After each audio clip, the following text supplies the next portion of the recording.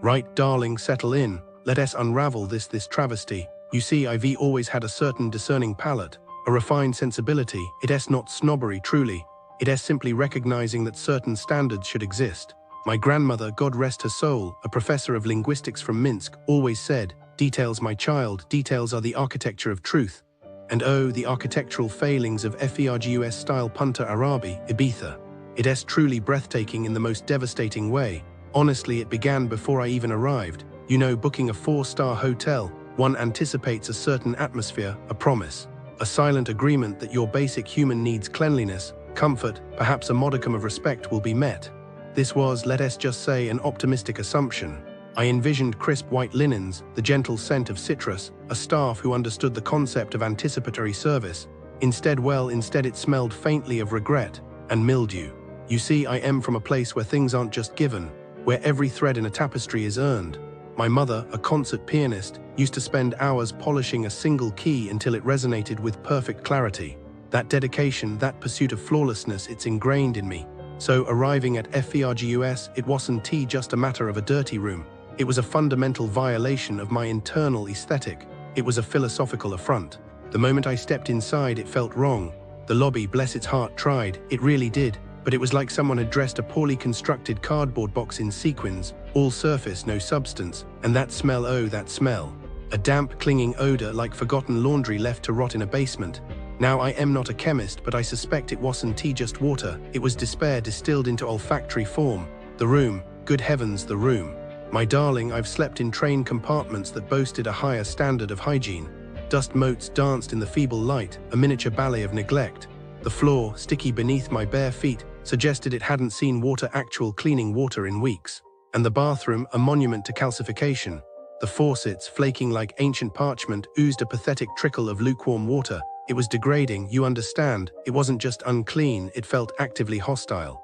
Like the room itself was rejecting my presence, a room rejecting a guest. The audacity, but the humidity, that was the truly insidious part. You see, humidity isn't merely discomfort, it's physics, darling.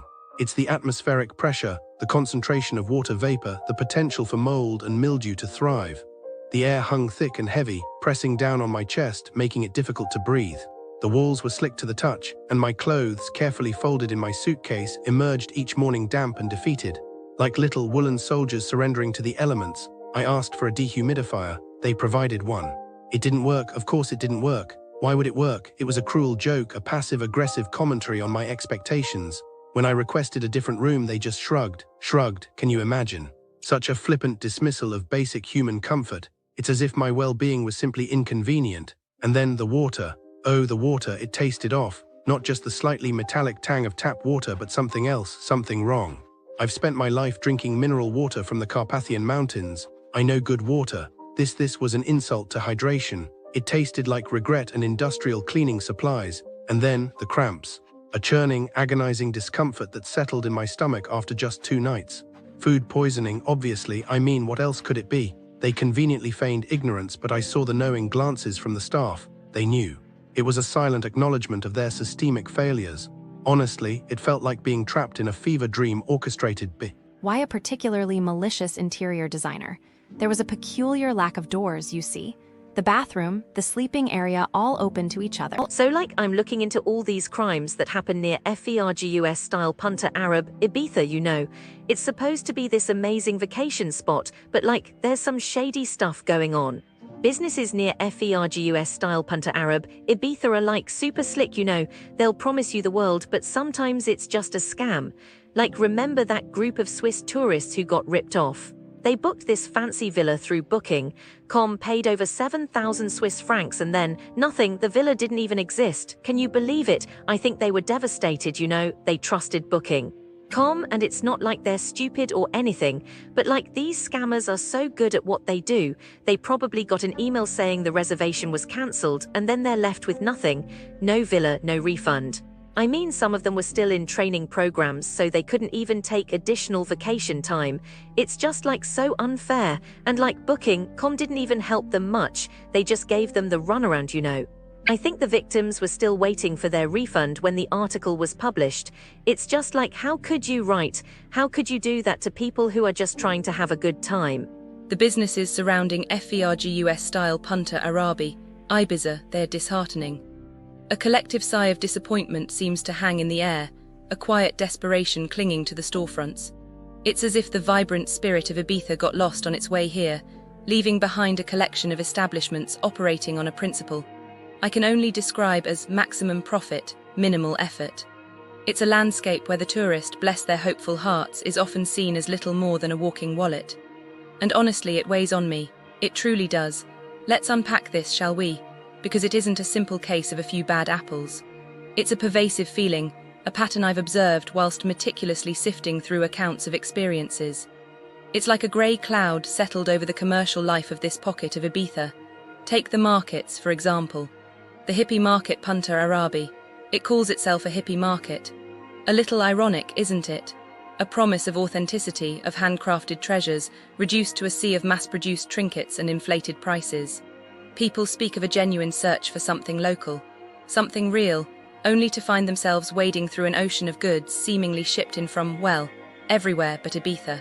Several folks mentioned clothing originating from India, which, while perfectly fine clothing, doesn't quite scream Ibiza artisan, does it? It's a bit like going to Italy and being sold a sombrero. A certain cognitive dissonance settles in, a quiet questioning of where you even are. And the prices. Oh, the prices. My caro, one visitor simply stated, very expensive. It's a concise summary, isn't it? A tiny phrase that encapsulates a larger frustration. Others described it as an attrape touriste, a tourist trap. A term that feels apt. They're charging a premium for the idea of Ibiza rather than the actual product. Even the parking, a modest €5, feels like a calculated grab. It's a small sum, yes, but it's the principle.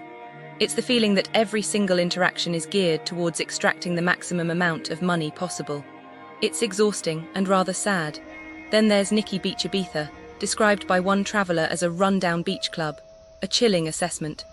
Apparently the experience is defined by exorbitant minimum spends, €100 for a bed, then essentially forced to purchase expensive champagne. A blatant lack of choice, a subtle form of coercion. They described it as a slushy mess and a tiny pool filled with, well, let's just say it wasn't the cleanest of environments.